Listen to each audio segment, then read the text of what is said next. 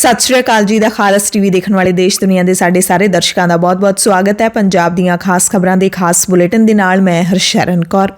अज 20 फरवरी है, दिन ऐतवार है ते अज दा ऐतवार काफ़ी खास है क्योंकि अज 5 सालों बाद पंजाब विधान सभा दे लई वोटां पै रहीआं ने। सवेरे 8 बजे तो वोटिंग शुरू हो चुकी है जिहड़ी कि शाम नूं 6 बजे तक जारी रहेगी।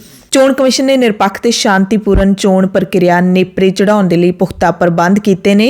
117 सीटां दे लई 1304 उम्मीदवार मैदान दे विच ने। पूरे पंजाब दे विच नीम सुरक्षा बलां दीआं 700 कंपनियां अते पंजाब पुलिस दे 80,000 कर्मचारी तैनात कीते गए ने। चोण प्रचार दे आखिरी दिन भी सारे लीडरां ने घर घर जाके अपने वोटरां नूं भरमाउण दी पूरी कोशिश कीती। वोटरां नूं अपने वल खिੱਚਣ दा हर हीला हरबा वरत्या गया ਤੇ ਜਿਹੜਾ ਉਮੀਦਵਾਰਾਂ ਦੇ ਵੱਲੋਂ ਹਰ ਹੀਲਾ ਹਰਬਾ ਵਰਤਿਆ ਗਿਆ ਹੈ ਉਸਨੇ ਕਿਤੇ ਨਾ ਕਿਤੇ ਪੰਜਾਬ ਦੀ ਕੈਂਪੇਨ ਨੂੰ ਬਦਲ ਕੇ ਹੀ ਰੱਖ ਦਿੱਤਾ ਹੈ। ਪੰਜਾਬ ਦੇ ਸਿਆਸੀ ਸਮੀਕਰਨ ਕਾਫੀ ਬਦਲ ਗਏ ਨੇ ਤੇ ਇਸ ਦਾ ਪਤਾ ਆਪਾਂ ਨੂੰ 10 ਮਾਰਚ ਨੂੰ ਲੱਗੂਗਾ ਜਿਸ ਦਿਨ ਨਤੀਜੇ ਆਉਣਗੇ। ਹਾਲਾਂਕਿ ਚੋਣ ਕਮਿਸ਼ਨ ਨੇ ਵੋਟਰਾਂ ਨੂੰ ਭਰਮਾਉਣ ਲਈ ਸ਼ਰਾਬ, ਨਸ਼ੀਲੇ ਪਦਾਰਥਾਂ ਤੇ ਪੈਸੇ ਦੀ ਵੰਡ ਦੀਆਂ ਘਟਨਾਵਾਂ ਨੂੰ ਰੋਕਣ ਲਈ ਸਾਰੇ ਡੀਸੀਸ, ਐਸਐਸਪੀਜ਼ ਨੂੰ ਨਿਗਰਾਨੀ ਦੀ ਸਖਤ ਹਦਾਇਤ ਕੀਤੀ ਸੀ ਅਤੇ ਦਾਅਵਾ ਕੀਤਾ ਹੈ ਕਿ ਸਖਤੀ ਕੀਤੀ ਜਾ ਰਹੀ ਹੈ। ਕਿਤੇ ਇਹੋ ਜਿਹਾ ਕੁਝ ਨਹੀਂ ਵਾਪਰ ਰਿਹਾ ਪਰ ਅੰਦਰ ਖਾਤੇ ਸਭ ਚੱਲਿਆ ਹੈ ਜਨਾਬ।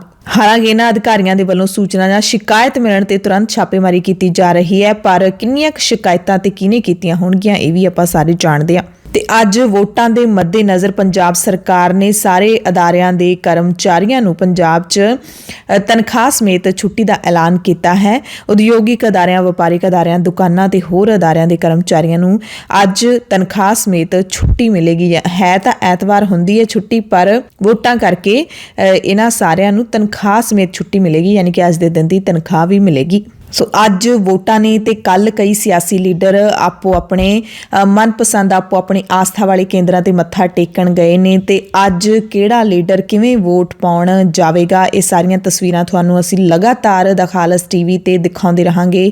ਹਰ ਪਲ ਦੀ ਅਪਡੇਟ ਅਸੀਂ ਤੁਹਾਨੂੰ ਦਿੰਦੇ ਰਹਾਂਗੇ। ਡੇਰਾ ਸਿਰਸਾ ਦੇ ਬਲਾਤਕਾਰੀ ਤੇ ਕਾਤਲ ਸਾਧ ਰਾਮ ਰਹੀਮ ਨੇ ਸਿੱਧੇ ਤੌਰ ਤੇ ਕਿਸੇ ਨੂੰ ਵੀ ਵੋਟਾਂ ਪਾਉਣ ਦਾ ਹੁਕਮ ਜਾਰੀ ਨਹੀਂ ਕੀਤਾ ਹੈ ਆਪਣੇ ਚੇਲਿਆਂ ਨੂੰ, ਪਰ ਅੰਦਰ ਖਾਤੇ ਕਾਂਗਰਸ ਤੋਂ ਬਿਨਾਂ ਬਾਕੀ ਸਾਰੀਆਂ ਪਾਰਟੀਆਂ ਦੇ ਉਮੀਦਵਾਰਾਂ ਨੂੰ ਵੋਟ ਪਾਉਣ ਦੀ ਜਿਹੜੀ ਹੈਗੀ ਹੈ ਉਹ ਸੁਨੇਹੇ ਭੇਜੇ ਗਏ ਨੇ ਆਪਣੇ ਚੇਲਿਆਂ ਨੂੰ। ਕਿਤੋਂ ਕਿਸੇ ਸੀਟ ਤੋਂ ਕਿਸੇ ਪਾਰਟੀ ਦੇ ਉਮੀਦਵਾਰ ਨੂੰ, ਕਿਸੇ ਸੀਟ ਤੋਂ ਕਿਸੇ ਪਾਰਟੀ ਦੇ ਉਮੀਦਵਾਰ ਨੂੰ ਹਮਾਇਤ ਦੇਣ ਦੀ ਗੱਲ ਹੈ ਜਿਹੜੀ ਉਹ ਸਾਡੇ ਤੱਕ ਪਹੁੰਚੀ ਹੈ। ਇਸੇ ਤਰ੍ਹਾਂ ਡੇਰਾ ਬਿਆਸ ਨੇ ਵੀ ਸੂਝ-ਬੂਝ ਦੇ ਨਾਲ ਵੋਟਾਂ ਪਾਉਣ ਦੀ ਅਪੀਲ ਕੀਤੀ ਹੈ। ਬਿਆਸ ਦੇ ਪ੍ਰਬੰਧਕਾਂ ਨੇ ਆਪਣੀ ਸੰਗਤ ਨੂੰ ਆਪਣੀ ਮਰਜ਼ੀ ਤੇ ਸੂਝ-ਬੂਝ ਨਾਲ ਵੋਟ ਦਾ ਇਸਤੇਮਾਲ ਕਰਨ ਦੇ ਲਈ ਸੂਚਿਤ ਕੀਤਾ ਹੈ। ਡੇਰੇ ਵੱਲੋਂ ਜਾਰੀ ਇੱਕ ਚਿੱਠੀ ਡੇਰਾ ਬਿਆਸ ਦੇ ਸਤਸੰਗ ਘਰਾਂ ਦੇ ਬਾਹਰ ਲਾਈ ਗਈ ਹੈ ਤਾਂ ਜੋ ਜਿਹੜੇ ਵੀ ਲੋਕ ਆਉਣ ਉਸ ਨੂੰ ਪੜ੍ਹਨ ਤੇ ਅਮਲ ਕਰਨ। ਲਿਖਿਆ ਹੈ ਕਿ ਡੇਰਾ ਬਾਬਾ ਜੈਮਲ ਸਿੰਘ ਬਿਆਸ ਇੱਕ ਨਿਰੋਲ ਧਾਰਮਿਕ ਸੰਸਥਾ ਹੈ। ਇਸ ਦਾ ਕਿਸੇ ਵੀ ਸਿਆਸੀ ਪਾਰਟੀ ਨਾਲ ਕੋਈ ਸੰਬੰਧ ਨਹੀਂ ਹੈ। ਜੇ ਕੋਈ ਵੀ ਸਿਆਸੀ ਪਾਰਟੀ ਡੇਰਾ ਬਿਆਸ ਦਾ ਨਾਮ ਵਰਤ ਕੇ ਵੋਟਾਂ ਮੰਗੇ ਤਾਂ ਤੁਰੰਤ ਡੇਰਾ ਬਿਆਸ ਨੂੰ ਦੱਸਿਆ ਜਾਵੇ ਤਾਂ ਕਿ ਕੋਈ ਵੀ ਸਿਆਸੀ ਪਾਰਟੀ ਆਪਣੇ ਨਿੱਜੀ ਸਵਾਰਥ ਲਈ ਡੇਰੇ ਨਾਲ ਜੁੜੀ ਸੰਗਤ ਨੂੰ ਵਰਤ ਨਾ ਸਕੇ। ਹਾਲਾਂਕਿ ਪਿਛਲੇ ਦਿਨੀ ਡੇਰਾ ਬਿਆਸ ਦੇ ਮੁਖੀ ਬਾਬਾ ਗੁਰਿੰਦਰ ਸਿੰਘ ਢਿੱਲੋਂ, ਪ੍ਰਧਾਨ ਮੰਤਰੀ ਨਰਿੰਦਰ ਮੋਦੀ, ਕੇਂਦਰੀ ਮੰਤਰੀ ਅਮਿਤ ਸ਼ਾਹ, ਪੰਜਾਬ ਦੇ ਮੁੱਖ ਮੰਤਰੀ ਚਰਨਜੀਤ ਸਿੰਘ ਚੰਨੀ ਸਮੇਤ ਹੋਰ ਕਈ ਲੀਡਰਾਂ ਦੇ ਨਾਲ ਮਿਲ ਚੁੱਕੇ ਨੇ।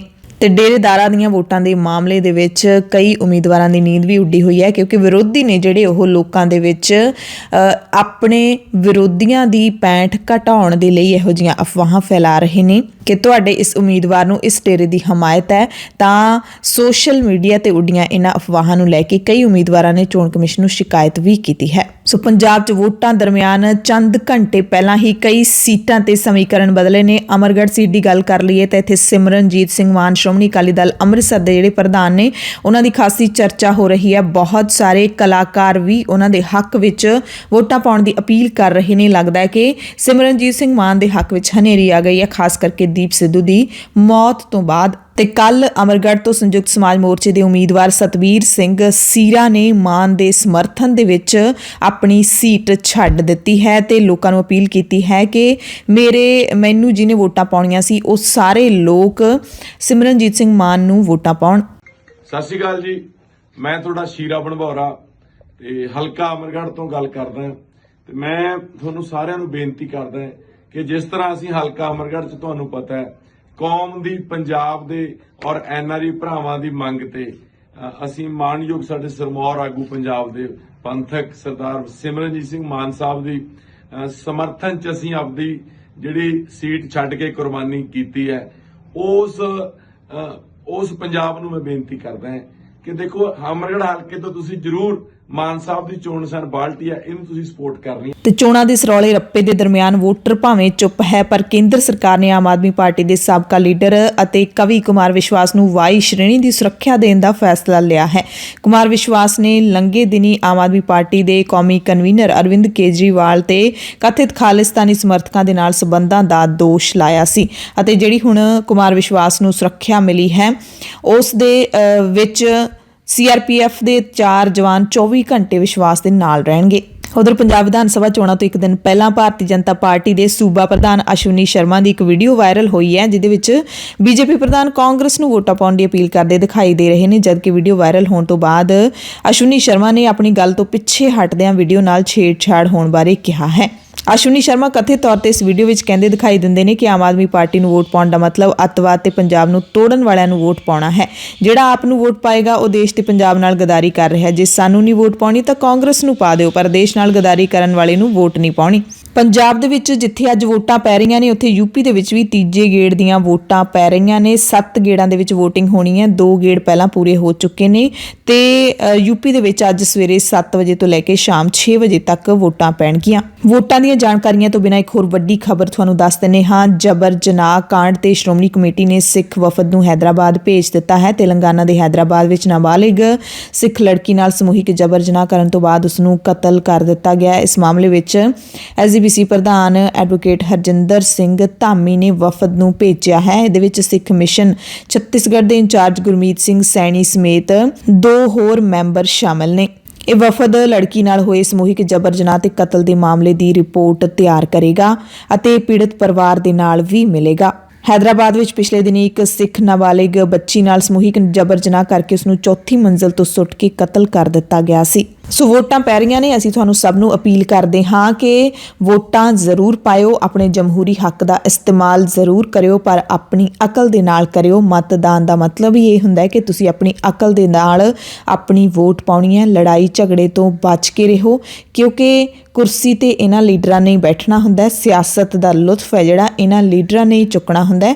ਤੁਹਾਨੂੰ ਤਾਂ ਐਵੇਂ ਆਪਸ ਦੇ ਵਿੱਚ ਪੜਾ ਕੇ ਇਹ ਅਮਨ ਸ਼ਾਂਤੀ ਭੰਗ ਕਰ ਦਿੰਦੇ ਨੇ। ਸੋ ਐਵੇਂ ਆਪਸ ਵਿੱਚ ਲੜਾਈ ਨਾ ਕਰਿਓ, ਡਾਂਗਾ ਸੋਟੇ ਨਾ ਵਰਾਇਓ, ਲਹੂ ਨਾ ਡੋਲਿਓ। ਇਹਨਾਂ ਦੀ ਖਾਤਰ ਹੈਗੇ ਸਾਰੇ ਇੱਕੋ ਜਿਹੇ ਨੇ। ਬੁਲੇਟਿਨ ਦੇ ਵਿੱਚ ਤੁਹਾਨੂੰ ਕੁਝ ਹੋਰ ਖਾਸ ਖਬਰਾਂ ਦੱਸ ਦਿੰਦੇ ਹਾਂ। ਪੰਜਾਬ ਵਿਧਾਨ ਸਭਾ ਚੋਣਾਂ ਦੇ ਲਈ ਚੋਣ ਕਮਿਸ਼ਨ ਪੂਰੀ ਤਰ੍ਹਾਂ ਤਿਆਰ ਹੋਣ ਦਾ ਦਾਅਵਾ ਕਰ ਰਿਹਾ ਹੈ। 20 ਫਰਵਰੀ ਨੂੰ ਸਵੇਰੇ 8 ਵਜੇ ਵੋਟਾਂ ਪੈਣੀਆਂ ਚਾਲੂ ਹੋ ਜਾਣਗੀਆਂ। 117 ਹਲਕਿਆਂ ਦੇ ਵਿੱਚ 1304 ਉਮੀਦਵਾਰ ਆਪਣੀ ਕਿਸਮਤ ਅਜ਼ਮਾ ਰਹੇ ਨੇ। ਉਮੀਦਵਾਰਾਂ ਦੀ ਕਿਸਮਤ ਹੈ ਜਿਹੜੀ ਉਹ 2 ਕਰੋੜ ਤੋਂ ਵੀ ਵੱਧ ਵੋਟਰਾਂ ਦੇ ਹੱਥ ਹੈ। ਪੋਲਿੰਗ ਪਾਰਟੀਆਂ ਵੀ ਆਪਣੇ ਟਿਕਾਣਿਆਂ ਤੇ ਪਹੁੰਚ ਚੁੱਕੀਆਂ ਨੇ। ਮੁੱਖ ਚੋਣ ਅਧਿਕਾਰੀ ਜਿਹੜੇ ਕਿ ਪੰਜਾਬ ਦੇ CEO, ਉਹਨਾਂ ਨੇ ਪੰਜਾਬ ਸੂਬੇ ਦੇ ਵਿੱਚ ਆਜ਼ਾਦ, ਨਿਰਪੱਖ ਅਤੇ ਸ਼ਾਂਤੀਪੂਰਨ ਚੋਣਾਂ ਨੂੰ ਯਕੀਨੀ ਬਣਾਉਣ ਲਈ ਸਾਰੇ ਪ੍ਰਬੰਧ ਮੁਕੰਮਲ ਹੋਣ ਦਾ ਦਾਅਵਾ ਕੀਤਾ, ਕਿਉਂਕਿ ਵੋਟਾਂ ਦੇ ਵੇਲੇ ਜਿਹੜੀ ਸਰਕਾਰ ਹੁੰਦੀ ਹੈ ਉਹ ਸਿਰਫ ਕੇਅਰਟੇਕਰ ਸਰਕਾਰ ਰਹਿ ਜਾਂਦੀ ਹੈ, ਇੱਕ ਮਹਿਮਾਨ ਸਰਕਾਰ ਰਹਿ ਜਾਂਦੀ ਹੈ। ਅਸਲੀ ਸਰਕਾਰ ਚੋਣ ਕਮਿਸ਼ਨ ਹੁੰਦੀ ਹੈ। ਪੋਲਿੰਗ ਟੀਮਾਂ ਨੇ ਜਿਹੜੀਆਂ ਉਹ ਆਪੋ ਆਪਣੇ ਟਿਕਾਣਿਆਂ ਵੱਲ ਰਵਾਨਾ ਹੋ ਗਈਆਂ ਸੀ। ਸ਼ਨੀਚਰਵਾਰ ਸ਼ਾਮ ਨੂੰ ਹੀ ਆਪੋ ਆਪਣੇ ਟਿਕਾਣਿਆਂ ਤੇ ਪਹੁੰਚ ਗਈਆਂ।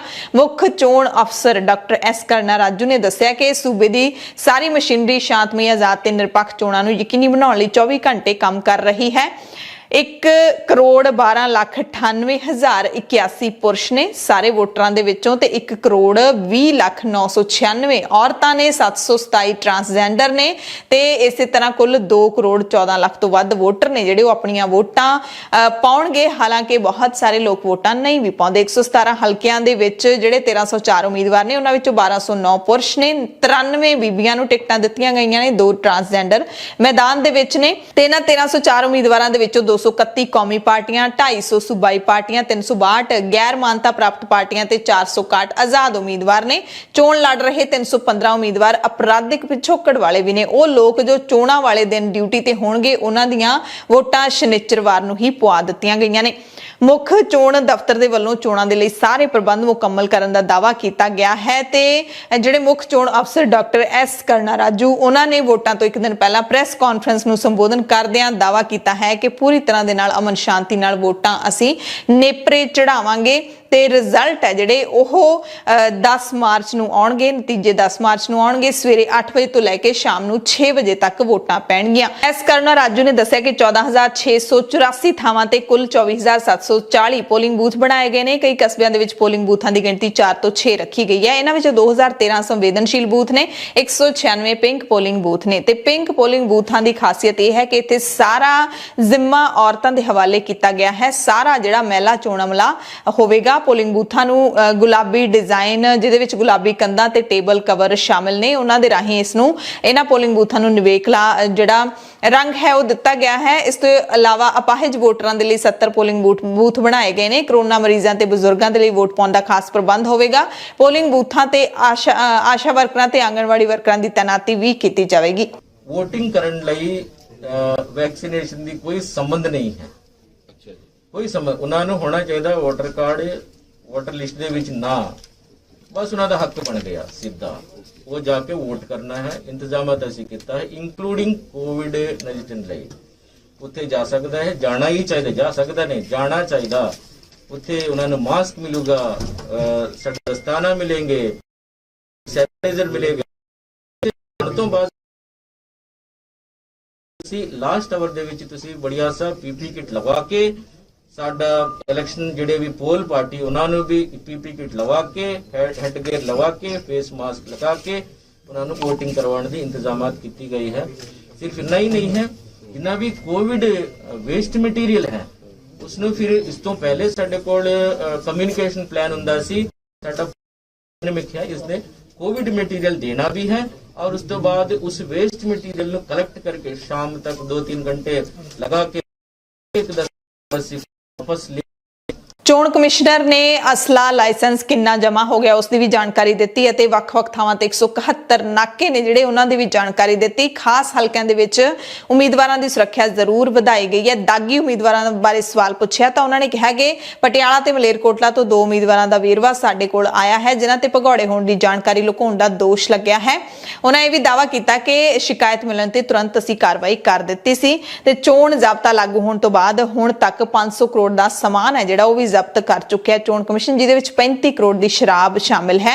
ਵੋਟਾਂ ਵਾਲੇ ਦਿਨ ਤੇ ਇੱਕ ਦਿਨ ਪਹਿਲਾਂ ਵਾਲੇ ਦਿਨ ਨੂੰ ਚੋਣ ਕਮਿਸ਼ਨ ਨੇ ਡਰਾਈ ਡੇ ਐਲਾਨਿਆ ਹੈ, ਯਾਨੀ ਕਿ ਸ਼ਰਾਬ ਦੇ ਠੇਕੇ ਨੇ ਜਿਹੜੇ ਪੂਰੇ 48 ਘੰਟੇ ਬੰਦ ਰੱਖੇ ਗਏ ਨੇ। ਹੁਣ ਅਸੀਂ ਤੁਹਾਨੂੰ ਅਹਿਮ ਜਾਣਕਾਰੀ ਦੇ ਦਿੰਦੇ ਹਾਂ ਕਿ ਵੋਟ ਪਾਉਣ ਦੇ ਲਈ ਕੀ ਕਰਨਾ ਹੈ ਕੀ ਨਹੀਂ ਕਰਨਾ। ਵੋਟਾਂ ਪਾਉਣ ਜਿਹੜੇ ਪੰਜਾਬ ਦੇ ਵੋਟਰ ਜਾਣਗੇ ਉਹ ਇਹਨਾਂ ਚੀਜ਼ਾਂ ਨੂੰ ਜ਼ਰੂਰ ਧਿਆਨ ਦੇ ਵਿੱਚ ਰੱਖਣ। ਪਹਿਲੀ ਗੱਲ ਤਾਂ ਇਹ ਹੈ ਕਿ ਵੋਟ ਪਾਉਣ ਵੇਲੇ ਕਿਸੇ ਵੀ ਵੋਟਰ ਦਾ ਕੋਵਿਡ ਦਾ ਸਰਟੀਫਿਕੇਟ ਨਹੀਂ ਦੇਖਿਆ ਜਾਏਗਾ। ਟੀਕਾ ਤੁਸੀਂ ਲਵਾਇਆ ਜਾਂ ਨਹੀਂ ਲਵਾਇਆ ਹੋ ਸਕਦਾ ਤੁਹਾਨੂੰ ਪੁੱਛਿਆ ਜਾਵੇ, ਪਰ ਕੋਈ ਵੀ ਤੁਹਾਨੂੰ ਸਰਟੀਫਿਕੇਟ ਦਿਖਾਉਣ ਦੇ ਲਈ ਮਜਬੂਰ ਨਹੀਂ ਕਰੇਗਾ। ਇਹ ਸਾਰੇ ਤੁਸੀਂ ਆਪਣੇ ਧਿਆਨ ਦੇ ਵਿੱਚ ਰੱਖਿਓ। ਕਿਹੜੇ-ਕਿਹੜੇ ਦਸਤਾਵੇਜ਼ ਤੁਸੀਂ ਦਿਖਾ ਸਕਦੇ ਹੋ? ਆਧਾਰ ਕਾਰਡ ਦਿਖਾ ਸਕਦੇ ਹੋ, ਮਗਨਰੇਗਾ ਕਾਰਡ ਦਿਖਾ ਸਕਦੇ ਹੋ, ਫੋਟੋ ਸਮੇਤ ਬੈਂਕ ਜਾਂ ਡਾਕਖਾਨੇ ਦੀ ਪਾਸਬੁੱਕ ਦਿਖਾ ਸਕਦੇ ਹੋ। ਵੋਟ ਪਾਉਣ ਦੀ ਖਾਤਰ ਕਿਰਤ ਮੰਤਰਾਲੇ ਦੀ ਸਕੀਮ ਅਧੀਨ ਜਾਰੀ ਕੀਤਾ ਗਿਆ ਸਿਹਤ ਬੀਮਾ ਸਮਾਰਟ ਕਾਰਡ ਦਿਖਾ ਸਕਦੇ ਹੋ। ਡਰਾਈਵਿੰਗ ਲਾਇਸੈਂਸ ਜਾਂ ਪੈਨ ਕਾਰਡ ਜਾਂ ਫਿਰ ਐਨਪੀਆਰ ਤਹਿਤ ਜਾਰੀ ਕੀਤਾ ਗਿਆ ਸਮਾਰਟ ਕਾਰਡ ਜਾਂ ਇੰਡੀਅਨ ਪਾਸਪੋਰਟ, ਫੋਟੋ ਵਾਲੇ ਪੈਨਸ਼ਨ ਦਸਤਾਵੇਜ਼ ਦਿਖਾ ਸਕਦੇ ਹੋ। ਨੌਕਰੀ ਵਾਲੇ ਫੋਟੋ ਆਈਡੀ ਕਾਰਡ ਦਿਖਾ ਸਕਦੇ ਹੋ। ਸੰਸਦ ਮੈਂਬਰਾਂ, ਵਿਧਾਇਕਾਂ ਤੇ ਐਮਐਲਸੀ ਨੂੰ ਜਾਰੀ ਕੀਤੇ ਅਧਿਕਾਰਿਤ ਪਛਾਣ ਪੱਤਰ ਦਿਖਾ ਸਕਦੇ ਹੋ। ਭਾਰਤ ਸਰਕਾਰ ਦੇ ਸਮਾਜਿਕ ਨਿਆਂ ਮੰਤਰਾਲੇ ਦੇ ਵੱਲੋਂ ਜਾਰੀ ਯੂਨੀਕ ਡਿਸਏਬਿਲਿਟੀ ਆਈਡੀ ਵੀ ਤੁਸੀਂ ਦਿਖਾ ਕੇ ਵੋਟ ਪਾ ਸਕਦੇ ਹੋ। ਤੇ ਇਸ ਦੇ ਨਾਲ ਜਿਹੜੀ ਤੁਹਾਨੂੰ ਵੋਟ ਪਾਉਣ ਦੇ ਲਈ ਸਲਿੱਪ ਦਿੱਤੀ ਜਾਂਦੀ ਹੈ, ਇੱਕ ਪਰਚੀ ਦਿੱਤੀ ਜਾਂਦੀ ਹੈ, ਉਹ ਪਹਿਲਾਂ ਹੀ ਹਰ ਕਿਸੇ ਦੇ ਘਰੇ ਪਹੁੰਚ ਜਾਂਦੀ ਹੈ। ਉਹ ਤੁਸੀਂ ਨਾਲ ਲੈ ਕੇ ਵੋਟ ਪਾਉਣ ਜਾਣਾ ਹੁੰਦਾ ਹੈ ਤਾਂ ਕਿ ਇੱਕ ਸਬੂਤ ਹੁੰਦਾ ਹੈ ਕਿ ਤੁਹਾਡੀ ਵੋਟ ਬਣੀ ਹੋਈ ਹੈ। ਇਸ ਦੇ ਨਾਲ ਹੀ ਪੰਜਾਬ ਦੇ ਚੋਣ ਕਮਿਸ਼ਨਰ ਨੇ ਜਾਣਕਾਰੀ ਦਿੱਤੀ ਹੈ ਕਿ ਪੋਲਿੰਗ ਬੂਥਾਂ ਤੇ ਤੁਸੀਂ ਵੋਟਾਂ ਪਾਉਣ ਜਾਓਗੇ ਤਾਂ ਤੁਹਾਡੇ ਲਈ ਸਹੂਲਤਾਂ ਹੋਣਗੀਆਂ। ਪੀਣ ਵਾਲਾ ਪਾਣੀ ਹੋਏਗਾ, ਪਖਾਨੇ ਦੀ ਸਹੂਲਤ ਹੋਏਗੀ, ਔਰਤਾਂ ਤੇ ਮਰਦਾਂ ਲਈ ਵੱਖਰੀ ਵੱਖਰੀ ਤੇ ਬੈਠਣ ਵਾਲੀ ਥਾਂ ਜਿਹੜੀ ਉਹ ਛਾਂ ਦੇ ਵਿੱਚ ਹੋਏਗੀ। ਸਹਾਇਤਾ ਕਾਊਂਟਰ ਬਣਾਏ ਜਾਣਗੇ। ਰੈਂਪ ਤੇ ਵੀਲ ਚੇਅਰ ਵੀ ਰੱਖੀ ਜਾਏਗੀ। ਜਿਹੜੇ ਵਿਕਲਾਂਗ ਹੁੰਦੇ ਨੇ, ਚਿੰਨ੍ਹ ਸੰਕੇਤ ਨੇ ਜਿਹੜੇ ਉਹ ਲਾਏ ਜਾਣਗੇ, ਜਿਵੇਂ ਐਰੋ ਲਾਏ ਹੁੰਦੇ ਨੇ ਇੱਧਰ ਨੂੰ ਜਾਣਾ ਇੱਧਰ ਨੂੰ। ਤੇ ਕੋਵਿਡ ਸੁਰੱਖਿਆ ਸਹੂਲਤਾਂ ਦਿੱਤੀਆਂ ਜਾਣਗੀਆਂ। ਮਾਸਕ, ਸੈਨੀਟਾਈਜ਼ਰ, ਦਸਤਾਨੇ ਜਿਸ ਨੂੰ ਚਾਹੀਦੇ ਹੋਣਗੇ ਉਹਨਾਂ ਨੂੰ ਦਿੱਤੇ ਜਾਣਗੇ ਤੇ ਦਸਤਾਨੇ ਪਾ ਕੇ ਹੀ ਵੋਟਾਂ ਪਾਉਣੀਆਂ ਨੇ। ਇਹ ਚੋਣ ਕਮਿਸ਼ਨ ਨੇ ਜ਼ਰੂਰ ਦੱਸਿਆ ਹੈ। ਚੋਣਾਂ ਸੰਬੰਧੀ ਕਿਸੇ ਵੀ ਤਰ੍ਹਾਂ ਦੀ ਜਾਣਕਾਰੀ ਲੈਣੀ ਹੋਵੇ ਤਾਂ ਤੁਸੀਂ ਟੋਲ ਫ੍ਰੀ ਨੰਬਰ 1950 150 ਤੇ ਕਾਲ ਕਰ ਸਕਦੇ ਹੋ। 1950 ਦੇ ਉੱਤੇ ਤੁਸੀਂ ਕਾਲ ਕਰ ਸਕਦੇ ਹੋ। ਤੇ ਹੁਣ ਅਸੀਂ ਤੁਹਾਨੂੰ ਬੜੀ ਅਹਿਮ ਜਾਣਕਾਰੀ ਦੇ ਦਿੰਨੇ ਆ। ਚੋਣ ਕਮਿਸ਼ਨ ਨੇ ਜਿਸ ਤਰੀਕੇ ਦੀ ਜਾਣਕਾਰੀ ਤੁਹਾਨੂੰ ਦਿੱਤੀ ਹੈ ਉਹ ਅਸੀਂ ਤੁਹਾਨੂੰ ਇਸ ਬੁਲੇਟਿਨ ਦੇ ਵਿੱਚ ਦਿੰਨੇ ਹਾਂ ਕਿ ਵੋਟਾਂ ਨੇ ਜਿਹੜੀਆਂ ਉਹ ਕਿਵੇਂ ਪਾਉਣੀਆਂ ਨੇ, ਕਿਉਂਕਿ ਕਈ ਲੋਕਾਂ ਨੂੰ ਨਹੀਂ ਪਤਾ ਹੁੰਦਾ ਕਿ ਵੋਟ ਕਿਸ ਤਰੀਕੇ ਦੇ ਨਾਲ ਪਾਉਣੀ ਹੈ। EVM ਦੇ ਜ਼ਰੀਏ ਵੋਟਾਂ ਪੈਣਗੀਆਂ, ਯਾਨੀ ਕਿ ਮਸ਼ੀਨ ਰਾਹੀਂ ਵੋਟਾਂ ਪੈਣਗੀਆਂ।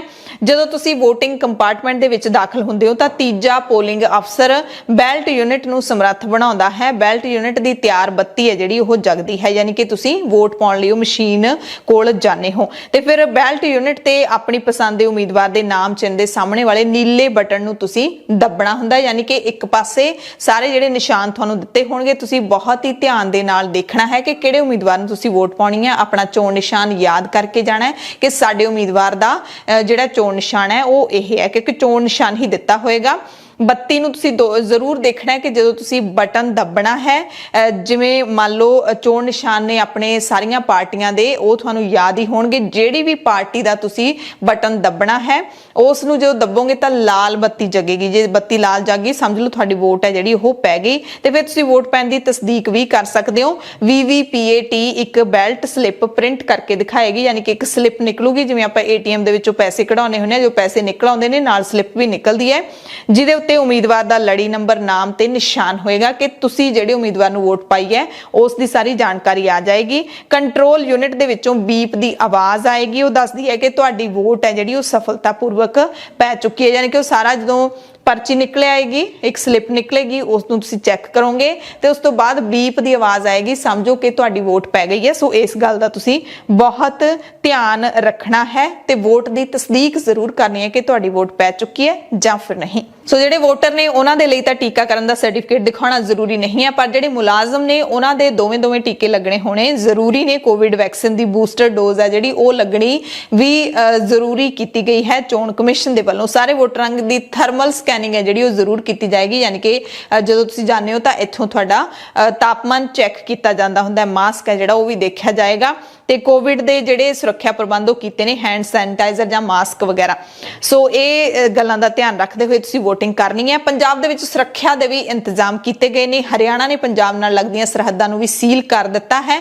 ਵੱਖ-ਵੱਖ ਥਾਵਾਂ ਤੇ 28 ਨਾਕੇ ਨੇ ਜਿਹੜੇ ਸਰਹੱਦਾਂ ਤੇ ਲਾਏ ਗਏ ਨੇ।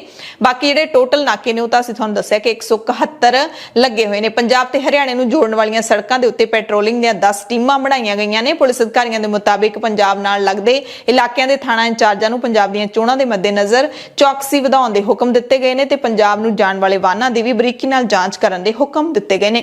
ਮਾਨਸਾ ਦੀਆਂ 3 ਵਿਧਾਨ ਸਭਾ ਸੀਟਾਂ ਮਾਨਸਾ, ਬੁਢਲਾਡਾ ਤੇ ਸਰਦੂਲਗੜ੍ਹ ਦੇ ਲਈ ਵੋਟਾਂ ਪੈਣੀਆਂ ਨੇ। ਉਹਦੇ ਲਈ 35 ਉਮੀਦਵਾਰ ਕੁੱਲ ਚੋਣ ਮੈਦਾਨ ਦੇ ਵਿੱਚ ਨੇ। 5,95,188 ਵੋਟਰ ਨੇ ਜਿਹੜੇ ਉਹ ਆਪਣੀਆਂ ਵੋਟਾਂ ਪਾਉਣਗੇ। 646 ਪੋਲਿੰਗ ਬੂਥ ਬਣਾਏ ਗਏ ਨੇ। ਮਾਨਸਾ ਜ਼ਿਲ੍ਹੇ ਦੀਆਂ ਤਸਵੀਰਾਂ ਤੁਹਾਨੂੰ ਦਿਖਾ ਰਹੇ ਹਾਂ ਤੇ ਇੱਥੇ 2,946 ਕਰਮਚਾਰੀਆਂ ਦੀ ਤੈਨਾਤੀ ਹੈ ਜਿਹੜੀ ਉਹ ਸੰਵੇਦਨਸ਼ੀਲ ਐਲਾਨੇ ਗਏ ਬੂਥਾਂ ਤੇ ਆਮ ਸੁਰੱਖਿਆ ਦੇ ਲਈ ਕੀਤੀ ਗਈ ਹੈ।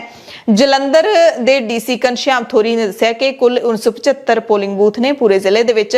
59 ਮਾਡਲ ਪੋਲਿੰਗ ਬੂਥ ਇੱਥੇ ਬਣਾਏ ਗਏ ਨੇ ਜਿੱਥੇ ਹਰ ਵੋਟਰ ਨੂੰ ਮੁੱਢਲੀ ਸਹਾਇਤਾ ਵੀ ਦਿੱਤੀ ਜਾਏਗੀ। ਪੈਰਾਮਿਲਟਰੀ ਫੋਰਸਿਸ ਦੀਆਂ 54 ਕੰਪਨੀਆਂ ਇੱਥੇ ਤਾਇਨਾਤ ਕੀਤੀਆਂ ਗਈਆਂ ਨੇ। ਕੇਂਦਰੀ ਬਲਾਂ ਦੇ ਨਾਲ ਪੰਜਾਬ ਪੁਲਿਸ ਦੇ ਜਵਾਨ ਤੇ ਪੰਜਾਬ ਹੋਮ ਗਾਰਡਸ ਵੀ ਤਾਇਨਾਤ ਕੀਤੇ ਜਾਣਗੇ। ਵਿਸ਼ੇਸ਼ ਵਰਗ ਦੇ ਵੋਟਰਾਂ ਦੇ ਲਈ ਖਾਸ ਪ੍ਰਬੰਧ ਕੀਤੇ ਗਏ ਨੇ। ਪਹਿਲੀ ਵਾਰੀ ਹੈ ਜਦੋਂ ਪੋਲਿੰਗ ਸਟੇਸ਼ਨਾਂ ਨੂੰ ਵਿਆਹ ਵਾਲੇ ਘਰਾਂ ਦੀ ਤਰ੍ਹਾਂ ਸਜਾਇਆ ਗਿਆ ਹੈ। ਵੋਟਰਾਂ ਦੇ ਖਾਣ ਪੀਣ ਤੇ ਬੈਠਣ ਦੇ ਖਾਸ ਪ੍ਰਬੰਧ ਕੀਤੇ ਗਏ ਨੇ।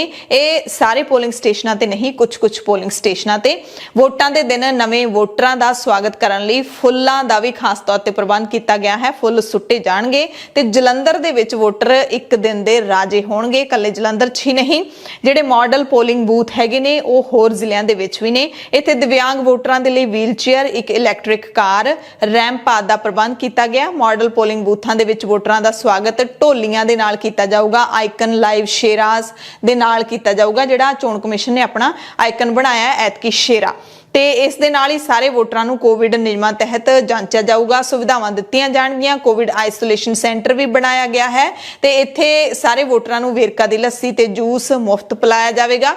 ਵੋਟਰ ਟੋਕਨ ਲੈ ਕੇ ਇੰਤਜ਼ਾਰ ਲਈ ਸੁਵਿਧਾ ਕੇਂਦਰ 'ਚ ਬੈਠ ਸਕਦੇ ਨੇ ਤਾਂ ਜੋ ਕਿਸੇ ਨੂੰ ਵੀ ਜ਼ਿਆਦਾ ਸਮਾਂ ਵੋਟ ਪਾਉਣ ਦੇ ਲਈ ਲਾਈਨ 'ਚ ਨਾ ਲੱਗਣਾ ਪਵੇ। ਜਿਨ੍ਹਾਂ ਮਾਪਿਆਂ ਦੇ ਨਾਲ ਛੋਟੇ ਬੱਚੇ ਹੁੰਦੇ ਨੇ ਉਹਨਾਂ ਦੇ ਲਈ ਇੱਥੇ ਕ੍ਰੈਚ ਦੀ ਸਹੂਲਤ ਦਿੱਤੀ ਗਈ ਹੈ।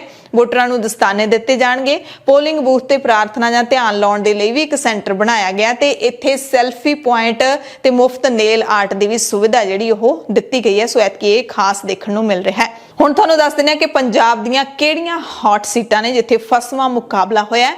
ਦੀਪ ਸਿੱਧੂ ਦੀ ਮੌਤ ਤੋਂ ਬਾਅਦ ਅਮਰਗੜ੍ਹ ਦੀ ਸੀਟ ਵੀ ਫਸਵੇਂ ਮੁਕਾਬਲੇ ਦੀ ਸੀਟ ਬਣ ਗਈ ਹੈ। ਪੰਜਾਬ ਦੀਆਂ ਕਹਿ ਸਕਦੇ ਹਾਂ ਕਿ 8 ਸੀਟਾਂ ਨੇ ਜਿਹੜੀਆਂ ਉਹ ਵੱਕਾਰੀ ਨੇ। 117 ਵਿਧਾਨ ਸਭਾ ਸੀਟਾਂ ਦੇ ਵਿੱਚੋਂ ਪਟਿਆਲਾ ਸ਼ਹਿਰੀ, ਲੰਬੀ, ਜਲਾਲਾਬਾਦ, ਅੰਮ੍ਰਿਤਸਰ ਪੂਰਬੀ, ਚਮਕੌਰ ਸਾਹਿਬ, ਭਦੌੜ, ਮਾਨਸਾ ਅਤੇ ਅਮਰਗੜ੍ਹ ਇਹ ਸੀਟਾਂ ਹੌਟ ਸੀਟਾਂ ਬਣੀਆਂ ਹੋਈਆਂ ਨੇ। ਤੇ ਜੇ ਕਿਸੇ ਪਾਰਟੀ ਨੇ ਸਰਕਾਰ ਬਣਾਉਣੀ ਹੈ ਤਾਂ ਉਸਨੂੰ 59 ਸੀਟਾਂ ਦਾ ਅੰਕੜਾ ਹਾਸਲ ਕਰਨਾ ਹੀ ਪਵੇਗਾ ਤੇ ਜਿਹੜੀ ਪਾਰਟੀ 59 ਸੀਟਾਂ ਲੈ ਜਾਏਗੀ ਉਸਦੇ ਸਿਰ ਤੇ ਫਿਰ ਪੰਜਾਬ ਦੀ ਸੱਤਾ ਦਾ ਤਾਜ 20 ਤਰੀਕ ਨੂੰ ਸੱਜ ਜਾਊਗਾ। 2017 ਦੀਆਂ ਚੋਣਾਂ ਵਿੱਚ ਕਾਂਗਰਸ ਨੇ 77 ਸੀਟਾਂ ਲਈਆਂ ਸੀ, ਆਮ ਆਦਮੀ ਪਾਰਟੀ ਨੂੰ 20, ਅਕਾਲੀ ਦਲ ਨੂੰ 15, ਬੀਜੇਪੀ ਨੂੰ 3 ਤੇ ਲੋਕ ਇਨਸਾਫ ਪਾਰਟੀ ਨੂੰ 2 ਸੀਟਾਂ ਮਿਲੀਆਂ ਸੀ। ਮਾਲਵੇ ਦੇ ਵਿੱਚ ਕਾਂਗਰਸ ਨੇ 40 ਸੀਟਾਂ ਲਈਆਂ ਸੀ, ਆਮ ਆਦਮੀ ਨੂੰ ਸਿਰਫ 18 ਸੀਟਾਂ ਮਿਲੀਆਂ ਸੀ, ਸ਼੍ਰੋਮਣੀ ਅਕਾਲੀ ਦਲ 8 ਤੇ ਸਿਮਟ ਕੇ ਰਹਿ ਗਈ ਸੀ, ਬੀਜੇਪੀ ਨੂੰ ਸਿਰਫ 1 ਤੇ ਲੋਕ ਇਨਸਾਫ ਪਾਰਟੀ ਦੀਆਂ ਦੋਵੇਂ ਸੀਟਾਂ ਮਾਲਵੇ ਤੋਂ ਆਈਆਂ ਸੀ। ਮਾਝੇ ਦੇ ਵਿੱਚ ਕਾਂਗਰਸ ਨੂੰ 22 ਸੀਟਾਂ ਮਿਲੀਆਂ ਸੀ, ਦੁਆਬੇ 'ਚ ਕਾਂਗਰਸ ਨੂੰ 15 ਮਿਲੀਆਂ ਸੀ ਤੇ ਸ਼੍ਰੋਮਣੀ ਅਕਾਲੀ ਦਲ ਨੂੰ ਮਾਝੇ ਵਿੱਚ 2 ਸੀਟਾਂ ਮਿਲੀਆਂ ਸੀ। ਇਥੋਂ ਆਮ ਆਦਮੀ ਪਾਰਟੀ ਨੂੰ 1 ਵੀ ਸੀਟ ਨਹੀਂ ਮਿਲੀ ਸੀ ਤੇ ਐਤਕੀ ਆਮ ਆਦਮੀ ਪਾਰਟੀ 9 ਸੀਟਾਂ ਤੇ ਟੱਕਰ ਦੇ ਰਹੀ ਹੈ।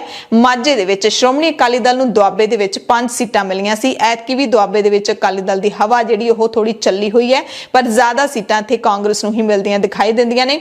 ਬੀਜੇਪੀ ਨੂੰ ਮਾਲਵਾ, ਮਾਝਾ ਤੇ ਦੁਆਬਾ ਤਿੰਨਾਂ ਤੋਂ 1-1 ਸੀਟ ਹੈ ਜਿਹੜੀ ਉਹ ਮਿਲੀ ਸੀ। ਤਿੰਨਾਂ ਜ਼ੋਨਾਂ ਦੇ ਵਿੱਚੋਂ ਆਮ ਆਦਮੀ ਪਾਰਟੀ ਨੂੰ ਦੁਆਬੇ 'ਚ ਸਿਰਫ 2 ਸੀਟਾਂ ਮਿਲੀਆਂ ਸੀ। ਐਤਕੀ ਦੇਖੋ ਕਿ ਆਮ ਆਦਮੀ ਪਾਰਟੀ ਮਾਝੇ ਤੇ ਦੁਆਬੇ ਦੇ ਵਿੱਚ ਕਿੰਨਾ ਕੁ ਆਪਣਾ ਆਧਾਰ ਬਣਾ ਪਾਉਂਦੀ ਹੈ। ਸੋ ਪੰਜਾਬ ਵੋਟਾਂ ਦੇ ਵਿੱਚ ਜੇ ਮੁੱਦਿਆਂ ਦੀ ਗੱਲ ਕਰ ਲਈਏ ਤਾਂ ਖਾਸ ਤੌਰ ਤੇ ਸਭ ਤੋਂ ਅਹਿਮ ਮੁੱਦਾ ਜਦੋਂ ਅਸੀਂ ਸਰਵੇ ਕੀਤਾ ਤਾਂ ਸਾਹਮਣੇ ਆਇਆ ਬੇਰੁਜ਼ਗਾਰੀ।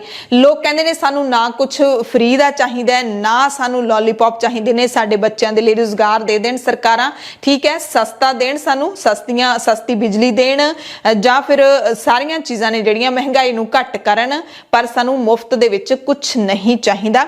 ਨਸ਼ਾ, ਮਾਈਨਿੰਗ, ਮਾਫੀਆ ਜਿਹੜਾ ਹੈਗਾ ਹਰ ਤਰ੍ਹਾਂ ਦਾ ਉਹ ਵੀ ਮੁੱਦਿਆਂ ਦੇ ਵਿੱਚ ਸ਼ਾਮਿਲ ਹੈ। ਬਿਜਲੀ ਦਾ ਮੁੱਦਾ ਵੀ ਇਹਨਾਂ ਵਿਧਾਨ ਸਭਾ ਚੋਣਾਂ ਦੇ ਵਿੱਚ ਮੁੱਦਾ ਬਣਾਇਆ ਸਿਆਸੀ ਲੀਡਰਾਂ ਨੇ। ਖੇਤੀ ਕਾਨੂੰਨਾਂ ਦਾ ਜਿਹੜਾ ਵਿਰੋਧ ਕਰਨ ਦਾ ਮੁੱਦਾ ਵੀ ਇਹਨਾਂ ਚੋਣਾਂ ਦੇ ਵਿੱਚ ਐਗਜ਼ਿਸਟ ਕਰਦਾ ਹੈ। ਬੇਅਦਬੀ ਮਾਮਲੇ ਦੇ ਵਿੱਚ ਨਿਆਂ ਹਾਲੇ ਤੱਕ ਨਹੀਂ ਮਿਲਿਆ। ਇਹ ਸੋ ਕੁਝ ਕੁ ਅਹਿਮ ਮੁੱਦੇ ਹੈਗੇ ਨੇ। ਨਸ਼ਾ, ਬੇਅਦਬੀ, ਬੇਰੁਜ਼ਗਾਰੀ, ਸਿਹਤ, ਸਿੱਖਿਆ ਸਭ ਕੁਝ ਮੁੱਦਿਆਂ ਦੇ ਵਿੱਚ ਸ਼ਾਮਿਲ ਹੈ। ਸੋ ਸਿਆਸੀ ਲੀਡਰ ਕੀ ਕੁਝ ਜੋੜ ਤੋੜ ਕਰਨ ਦੇ ਵਿੱਚ ਲੱਗੇ ਹੋਏ ਨੇ ਕਿਉਂਕਿ ਇਹਨਾਂ 2 ਦਿਨਾਂ ਨੇ ਪੰਜਾਬ ਦੇ ਸਿਆਸੀ ਸਮੀਕਰਨ ਪੂਰੇ ਦੇ ਪੂਰੇ ਬਦਲ ਕੇ ਰੱਖ ਦਿੱਤੇ ਨੇ। ਗਰਾਊਂਡ ਦੇ ਉੱਤੇ ਕੀ ਚੱਲ ਰਿਹਾ ਸੀ ਤੇ ਹੁਣ ਕੀ ਚੱਲਣਾ ਸ਼ੁਰੂ ਹੋ ਗਿਆ ਹੈ ਉਹ ਆਪਾਂ ਨੂੰ ਸਾਰਿਆਂ ਨੂੰ ਪਤਾ ਹੈ। ਮਾਲਵੇ ਦੇ ਵਿੱਚ ਜ਼ਿਆਦਾ ਆਪਾਂ ਕਹਿ ਸਕਦੇ ਹਾਂ ਕਿ ਵੋਟ ਵਿਕਣੀ ਤੇ ਖਰੀਦਣੀ ਇਸ ਦਾ ਬਹੁਤ ਰੁਝਾਨ ਹੈ ਤੇ ਜਿਹੜੀ दारू ਦੀਆਂ ਪੇਟੀਆਂ ਨੇ ਸਿਆਸੀ ਲੀਡਰਾਂ ਦੇ ਵੱਲੋਂ ਜਿਨ੍ਹਾਂ ਦੀ ਸਪਲਾਈ ਲੋਕਾਂ ਦੇ ਘਰਾਂ ਦੇ ਵਿੱਚ ਕੀਤੀ ਜਾਂਦੀ ਹੈ ਉਹ ਤੋਂ ਤਾਂ ਪੂਰੇ ਪੰਜਾਬ ਦਾ ਕੋਈ ਵੀ ਖਿੱਤਾ ਨਹੀਂ ਬਚਿਆ, ਚਾਹੇ ਮਾਝਾ, ਮਾਲਵਾ, ਦੁਆਬਾ ਕੋਈ ਵੀ ਹੋਵੇ। ਵੋਟ ਵਿਕਦੀ ਵੀ ਸਾਰੀਆਂ ਸੀਟਾਂ ਤੇ ਹੈ, ਇਸ ਦੇ ਵਿੱਚ ਕੋਈ ਸ਼ੱਕ ਨਹੀਂ। ਕੋਈ ਪੈਸੇ ਲੈ ਕੇ ਖਰੀਦ ਲੈਂਦਾ ਵੋਟਾਂ ਤੇ ਕੋਈ ਤੋਹਫੇ ਦੇ ਕੇ। ਸੋ ਪ੍ਰਧਾਨ ਮੰਤਰੀ ਨਰਿੰਦਰ ਮੋਦੀ ਨੇ ਅਫਗਾਨ ਸਿੱਖ ਹਿੰਦੂ ਵਫਦ ਦੇ ਨਾਲ ਮੁਲਾਕਾਤ ਕੀਤੀ ਹੈ। ਮੁਲਾਕਾਤ ਦਿੱਲੀ ਦੇ ਵਿੱਚ ਪ੍ਰਧਾਨ ਮੰਤਰੀ ਦੀ ਰਿਹਾਇਸ਼ ਤੇ ਹੋਈ। ਇਸ ਵਫਦ ਦੇ ਵਿੱਚ ਸਿੱਖ ਤੇ ਹਿੰਦੂ ਭਾਈਚਾਰੇ ਦੇ ਲੋਕ ਸ਼ਾਮਿਲ ਸਨ। ਅਫਗਾਨ ਸਿੱਖ ਤੇ ਹਿੰਦੂ ਵਫਦ ਨੇ ਪ੍ਰਧਾਨ ਮੰਤਰੀ ਦੇ ਨਾਲ ਬੈਠਕ ਦੇ ਵਿੱਚ ਘੱਟ ਗਿਣਤੀ ਭਾਈਚਾਰੇ ਦੇ ਮੁੱਦਿਆਂ ਤੇ ਚਰਚਾ ਕੀਤੀ। ਪ੍ਰਧਾਨ ਮੰਤਰੀ ਇਸ ਤੋਂ 1 ਦਿਨ ਪਹਿਲਾਂ ਆਪਣੀ ਰਿਹਾਇਸ਼ ਤੇ ਸਿੱਖ ਭਾਈਚਾਰੇ ਦੀਆਂ ਕਈ ਪ੍ਰਮੁੱਖ ਸ਼ਖਸੀਅਤਾਂ ਦੇ ਨਾਲ ਵੀ ਮੁਲਾਕਾਤ ਕਰ ਚੁੱਕੇ ਨੇ। ਵੋਟਾਂ ਤੋਂ 1 ਦਿਨ ਪਹਿਲਾਂ ਵਿਧਾਨ ਸਭਾ ਹਲਕਾ ਕੋਟਕਪੂਰਾ ਦੇ ਵਿੱਚ ਥਾਂ-ਥਾਂ ਤੇ ਸ੍ਰੀ ਗੁਰੂ ਗ੍ਰੰਥ ਸਾਹਿਬ ਜੀ ਦੇ ਬੇਅਦਬੀ ਕਾਂਡ ਨੂੰ ਨਾ ਭੁੱਲਣ ਦੇ ਪੋਸਟਰ ਵੀ ਦਿਖਾਈ ਦਿੱਤੇ ਨੇ। ਸਿਆਸਤਦਾਨਾਂ ਨੂੰ ਯਾਦ ਕਰਾਇਆ ਹੈ 2015 ਦਾ ਉਹ ਕਾਲਾ ਦਿਨ ਜਦੋਂ ਸ੍ਰੀ ਗੁਰੂ ਗ੍ਰੰਥ ਸਾਹਿਬ ਜੀ ਦੇ ਸਰੂਪ ਚੋਰੀ ਕਰਨ ਤੋਂ ਬਾਅਦ ਗਲੀਆਂ ਦੇ ਵਿੱਚ ਅੰਗ ਖਿਲਾਰ ਕੇ ਘੋਰ ਬੇਅਦਬੀ ਕੀਤੀ ਗਈ ਸੀ। ਕਿਹਾ ਕਿ ਮੈਂ ਤਾਂ ਕਦੇ ਵੀ ਨਹੀਂ ਭੁੱਲ ਸਕਦਾ ਕਿ ਤੁਸੀਂ ਭੁੱਲ ਗਏ ਹੋ। ਤੇ ਇਹ ਪੋਸਟਰ ਉਸ ਬੇਅਦਬੀ ਕਾਂਡ ਤੋਂ ਬਾਅਦ ਸ਼ਾਂਤਮਈ ਪ੍ਰੋਟੈਸਟ ਜਦੋਂ ਕਰ ਰਹੇ ਸੀ ਤਾਂ ਪੁਲਿਸ ਦੀਆਂ ਗੋਲੀਆਂ ਦੇ ਨਾਲ ਸ਼ਹੀਦ ਹੋਣ ਵਾਲੇ ਗੁਰਜੀਤ ਸਿੰਘ ਸਰਾਵਾਂ ਦੇ ਪੁੱਤਰ ਦੇ ਵੱਲੋਂ ਲਾਏ ਗਏ ਨੇ ਅਤੇ ਉਸ ਕਤਲकांड ਦੇ ਜਿਹੜੇ ਪੀੜਤ ਹੈਗੇ ਨੇ, ਗੋਲੀ ਕਾਂਡ ਦੇ ਪੀੜਤ ਹੈਗੇ ਨੇ, ਉਹਨਾਂ ਪੀੜਤਾਂ ਦੇ ਵੱਲੋਂ ਲਾਏ ਗਏ ਨੇ। 2015 ਦੇ ਵਿੱਚ ਜਿਹੜੀ ਉਹ ਘਟਨਾ ਵਾਪਰੀ ਸੀ ਉਸ ਦੇ ਰੋਸ ਵਜੋਂ ਬੈਬਲ ਕਲਾਂ ਤੇ ਕੋਟਕਪੂਰਾ ਦੇ ਵਿੱਚ ਸਿੱਖਾਂ ਦੇ ਵੱਲੋਂ ਸ਼ਾਂਤਮਈ ਰੋਸ ਪ੍ਰਦਰਸ਼ਨ ਕੀਤੇ ਗਏ ਸੀ ਜਿਸ ਦੇ ਵਿੱਚ 2 ਸਿੱਖ ਕ੍ਰਿਸ਼ਨ ਭਗਵਾਨ ਸਿੰਘ ਤੇ ਗੁਰਜੀਤ ਸਿੰਘ ਦੀ ਮੌਤ ਹੋ ਗਈ ਸੀ। ਤੇ ਇਸ ਫਲੈਕਸ ਰਾਹੀਂ ਇਲਾਕੇ ਦੇ ਲੋਕਾਂ ਦੇ ਵੱਲੋਂ ਅਕਾਲੀ, ਬੀਜੇਪੀ ਤੇ ਕਾਂਗਰਸ ਸਾਰੀਆਂ ਪਾਰਟੀਆਂ ਦੇ ਪ੍ਰਤੀ ਰੋਸ ਜਤਾਇਆ ਗਿਆ ਹੈ। ਪੋਸਟਰ ਦੇ ਵਿੱਚ ਲਿਖਿਆ ਹੋਇਆ ਕਿ ਸ੍ਰੀ ਗੁਰੂ ਗ੍ਰੰਥ ਸਾਹਿਬ ਜੀ ਦੀ ਬੇਅਦਬੀ ਦੇ ਰੋਸ ਵਜੋਂ ਸ਼ਾਂਤਮਈ ਜਾਪ ਕਰ ਰਹੀ ਸਿੱਖ ਸੰਗਤ ਤੇ ਅਣਮਨੁੱਖੀ ਕਹਿਰ ਢਾਹ ਕੇ ਸੰਗਤ ਨੂੰ ਹੀ ਦੋਸ਼ੀ ਠਹਿਰਾਉਣ ਵਾਲੇ ਬਾਦਲ ਦਲ ਅਤੇ 5 ਸਾਲ ਸੱਤਾ ਹੰਡਾਉਣ ਦੇ ਬਾਵਜੂਦ ਬਾਵਜੂਦ ਇਨਸਾਫ ਨਾ ਦੇ ਸਕਣ ਵਾਲੇ ਕਾਂਗਰਸੀ ਲੀਡਰ ਸਿੱਖ ਸੰਗਤ ਤੋਂ ਵੋਟਾਂ ਕਿਹੜੇ ਮੂੰਹ ਨਾਲ ਮੰਗ ਰਹੇ ਨੇ। ਮੈਂ ਤਾਂ ਕਦੇ ਵੀ ਨਹੀਂ ਭੁੱਲ ਸਕਦਾ ਕਿ ਤੁਸੀਂ ਭੁੱਲ ਗਏ ਹੋ, ਨਾ ਵਿਕੇ ਨਾ ਵਿਕਾਂਗੇ, ਜਿਹੜੇ ਬਿਆਨਾਂ ਤੇ ਖੜੇ ਸੀ ਅੱਜ ਵੀ ਉੱਥੇ ਹੀ ਖੜਾਂਗੇ ਤੇ ਇਹਨਾਂ ਪੋਸਟਰਾਂ ਦਾ ਫਾਇਦਾ ਜਿਹੜਾ ਉਹ ਆਮ ਆਦਮੀ ਪਾਰਟੀ ਨੂੰ ਹੋ ਸਕਦਾ ਹੈ। ਇਸੇ ਤਰ੍ਹਾਂ ਬੈਬਲ ਕਲਾਂ ਪਿੰਡ ਦੇ ਬਾਹਰ ਉਸੇ ਥਾਂ ਤੇ ਜਿੱਥੇ ਗੋਲੀकांड ਵਾਪਰਿਆ ਸੀ ਉੱਥੇ ਕ੍ਰਿਸ਼ਨ ਭਗਵਾਨ ਸਿੰਘ ਦੇ ਪੁੱਤਰ ਸੁਖਰਾਜ ਸਿੰਘ ਦਸੰਬਰ 2021 ਤੋਂ ਪੱਕਾ ਧਰਨਾ ਲਾ ਕੇ ਬੈਠੇ ਨੇ। ਪੱਕਾ ਮੋਰਚਾ ਉਹਨਾਂ ਨੇ ਲਾਇਆ ਹੋਇਆ ਹੈ, ਇਨਸਾਫ ਨਾ ਮਿਲਣ ਤੱਕ ਜਾਰੀ ਰਹੇਗਾ। ਉਹਨਾਂ ਨੇ ਵੀ ਅਪੀਲ ਕੀਤੀ ਹੈ ਕਿ ਵੋਟ ਕੈਂਡੀਡੇਟ ਦੇਖ ਕੇ ਪਾਇਓ, ਉਮੀਦਵਾਰ ਦੇਖ ਕੇ ਪਾਇਓ, ਇਹਨਾਂ ਪਾਰਟੀਆਂ ਨੇ ਤੁਹਾਨੂੰ ਕੁਝ ਨਹੀਂ ਦੇਣਾ ਹੈਗਾ। ਸੁਖਰਾਜ ਸਿੰਘ ਨੇ ਖੁਦ ਵੋਟਾਂ ਦਾ ਬਾਈਕਾਟ ਕੀਤਾ ਹੈ, ਕਿਸੇ ਵੀ ਪਾਰਟੀ ਨੂੰ ਵੋਟ ਨਹੀਂ ਦੇਣਗੇ।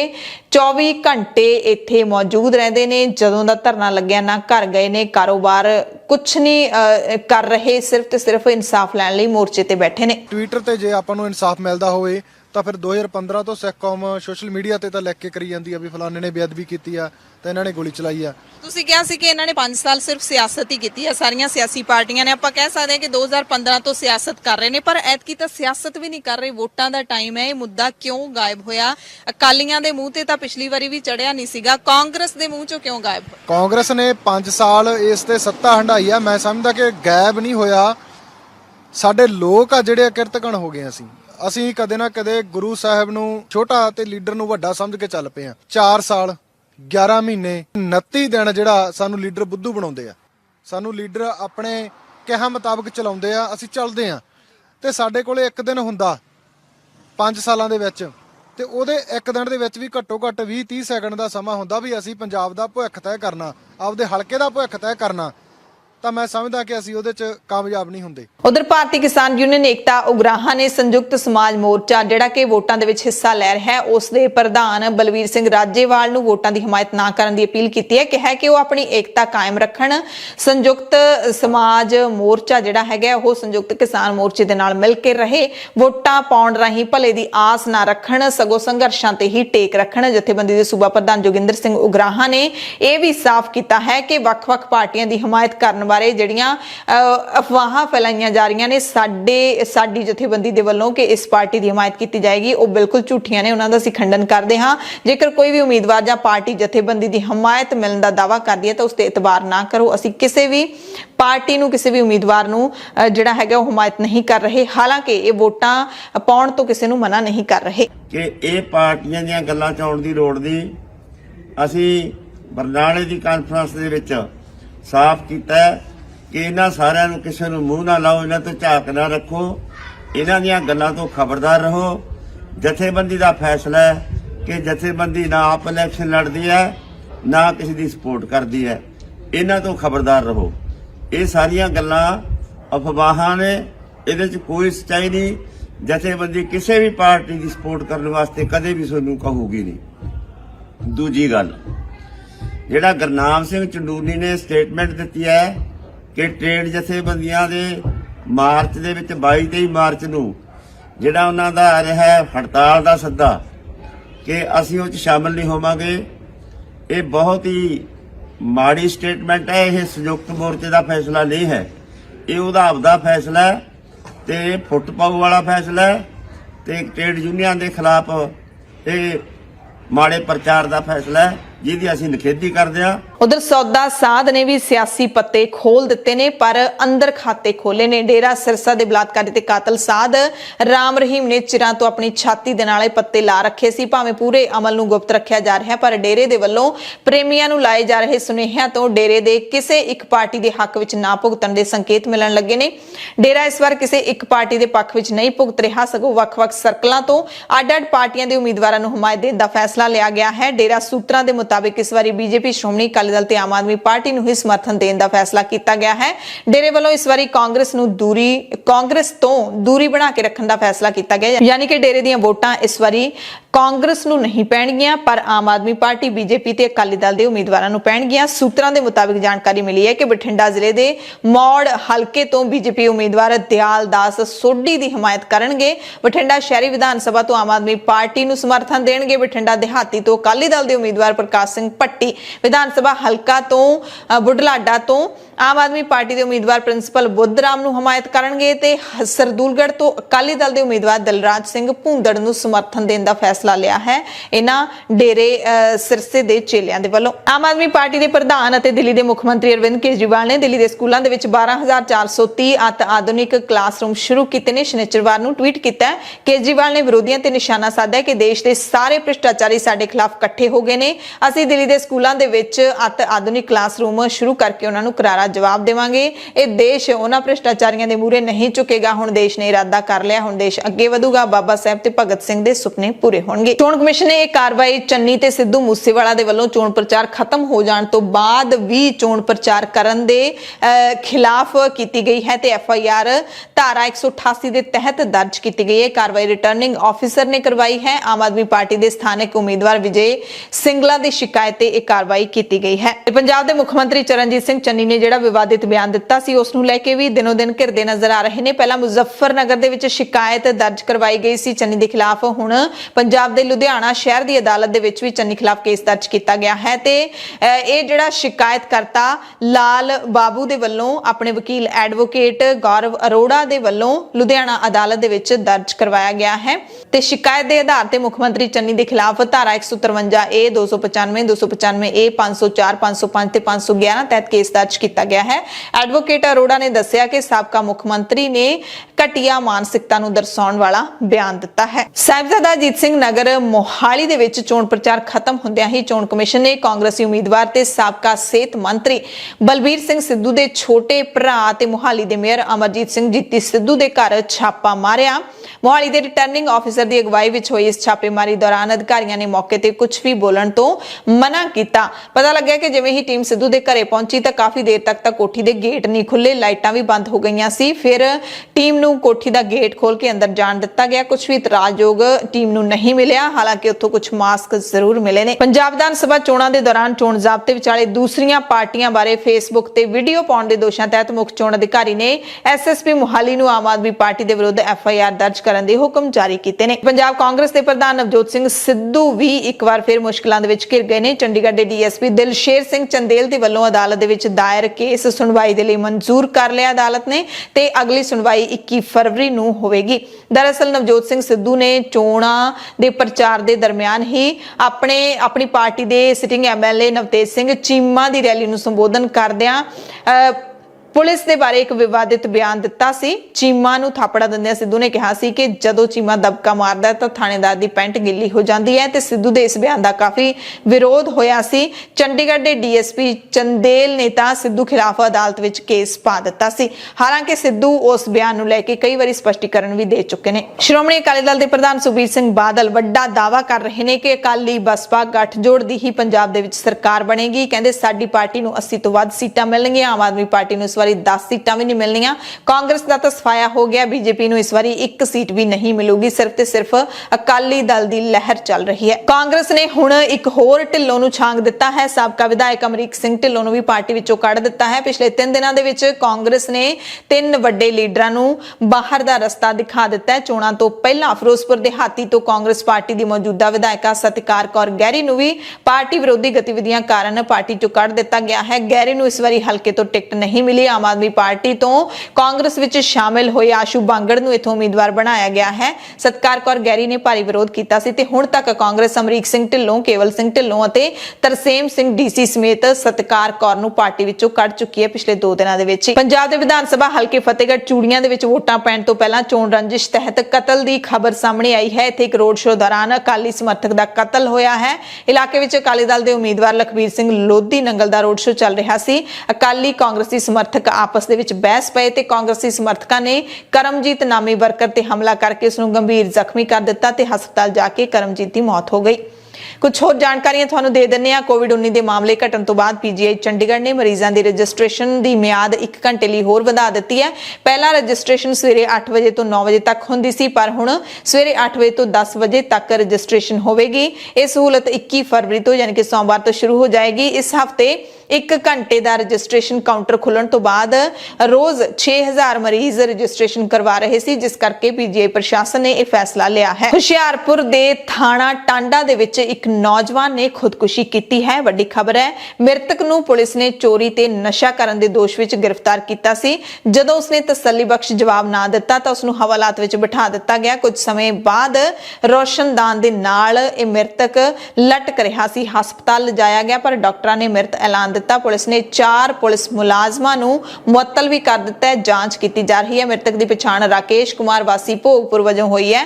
ਮ੍ਰਿਤਕ 2 ਧੀਆਂ ਤੇ 1 ਪੁੱਤ ਦਾ ਪਿਤਾ ਸੀ। ਪ੍ਰਧਾਨ ਮੰਤਰੀ ਨਰਿੰਦਰ ਮੋਦੀ ਨੇ ਦੇਸ਼ ਦੇ ਵੱਖ-ਵੱਖ ਹਿੱਸਿਆਂ ਦੇ ਵਿੱਚ ਕੀਟਨਾਸ਼ਕਾਂ ਤੇ ਹੋਰ ਖੇਤੀ ਸਮੱਗਰੀਆਂ ਦੇ ਛਿੜਕਾਅ ਦੇ ਲਈ 100 ਕਿਸਾਨ ਡਰੋਨਾਂ ਦਾ ਉਦਘਾਟਨ ਕੀਤਾ ਹੈ। ਉਹਨਾਂ ਭਰੋਸਾ ਜਤਾਇਆ ਹੈ ਕਿ ਡਰੋਨ ਖੇਤਰ ਦੇ ਵਿੱਚ ਭਾਰਤ ਦੀ ਵੱਧ ਰਹੀ ਸਮਰੱਥਾ ਦੁਨੀਆ ਨੂੰ ਨਵੀਂ ਅਗਵਾਈ ਦੇਵੇਗੀ। ਖਬਰਾਂ ਦੇ ਇਸ ਬੁਲੇਟਿਨ ਦੇ ਵਿੱਚ ਤੁਹਾਡੇ ਸਭ ਤੋਂ ਇਜਾਜ਼ਤ ਚਾਹੁੰਦੇ ਹਾਂ। ਤੁਸੀਂ ਸਾਰੇ ਆਪਣਾ ਧਿਆਨ ਰੱਖਿਓ। ਲਗਾਤਾਰ ਖਾਲਸ ਟੀਵੀ ਦੇਖਦੇ ਰਹੋ। ਪਲ ਪਲ ਦੀ ਅਪਡੇਟ ਅਸੀਂ ਤੁਹਾਨੂੰ ਦਿੰਦੇ ਰਹਾਂਗੇ। ਧੰਨਵਾਦ।